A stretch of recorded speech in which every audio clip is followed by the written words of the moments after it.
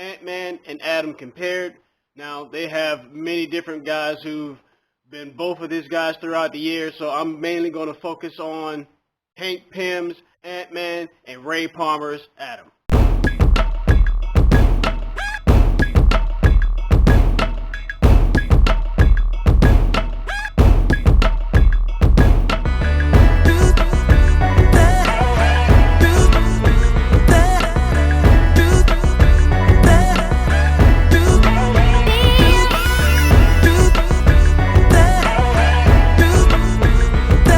What's good, KRL Squad? Cajun Wine and Red Leo back again with another video. Man, there's a fly flying around here, so you might see me doing this quite a few times throughout this.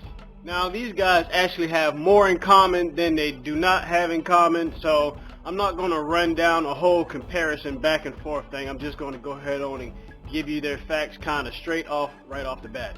Ant-Man, Hank Pym, created the Pym particles, which allows him to change his size and the size of others. He's actually the guy who created Ultron and not Iron Man and Thor, how they had it in the MCU, but you know, plot driven. And Ant-Man's changed his name over the course of his superhero career. Goliath, Giant Man, and Yellow Jacket. Hank Pym is actually skilled in judo, which I did not know. He is one of the founding members of the Avengers in the comic books. He's also able to go subatomic and go into subatomic universes, many of them, the quantum realm, all that jazz. Hank is considered the genius supreme by Eternity himself and has created a helmet to communicate with ants. I'm quite sure you already know that. Ant-Man is the man's name. Quick side note, those movies was way better than I thought they was going to be. Marvel has not really disappointed when it came to their movies. I mean, outside of Captain Marvel, I think that was like their worst movie they did. Not a bad movie, but I think that was the worst one that they made. Now to Ray Palmer's Adam. Ray Palmer uses dwarf star energy to power his suit. Ray Palmer has 100% control of his body at the molecular level. So he's really only limited by the application of his powers. Ray can reduce his mass to let him glide through the air, or he can increase the density of his fist so he can punch through concrete. He can shrink his body down to the subatomic level too. Adam is in his name. And he can also travel on photons.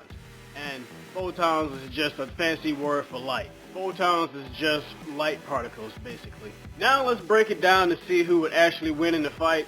And this one's really close since they have such similar power sets. Hank is smarter. I mean, Eternity said so himself, and I don't think you can get much better than that. But Ray is a genius too in his own right. So we need another way to figure out who would really win this battle. It's going to come down to a measuring contest, no pun intended.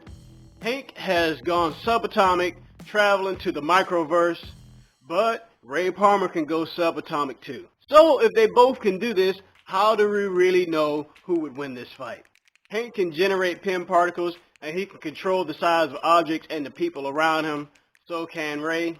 He can also increase his size to 100 feet, and he has a bonus, can control ants, but they won't play a big part in this because Ray can just shrink himself down to where the ants can't harm him, or he can just grow himself bigger, you know, just to squish the ants.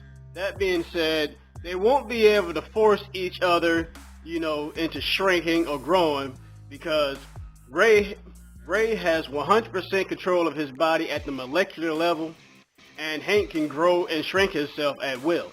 Now, Ant-Man is more powerful whenever he's shrunk down because he still has the same strength as he has in ant form as he's a regular person, but it's more condensed. But Ray Palmer can increase his density to unknown levels. So, who would win in this battle? I'm going to chalk this one up to Adam. He can increase his density, you know, to unknown levels. So I'll just say if he increased the density of his fist to an unknown level, he could just punch right through Ant-Man, ending this fight right then and right there. Go ahead on and leave it in the comments, you know, what you guys think.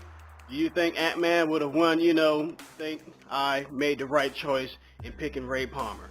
Go ahead on and hit the subscribe button, man, if you like the content that I'm throwing up. If you're new to my channel, go ahead on and hit the like button if you like this video. And last but not least, leave a comment, man. I always hit the people back up in the comments. You can believe that. You can go ahead on and follow me on them social media sites, man. Twitter and Instagram.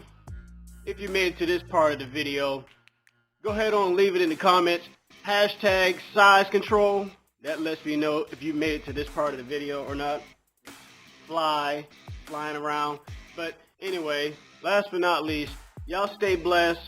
Keep God in your life and stay prayed up, man. Cage One, the Red Leo. I am out, baby.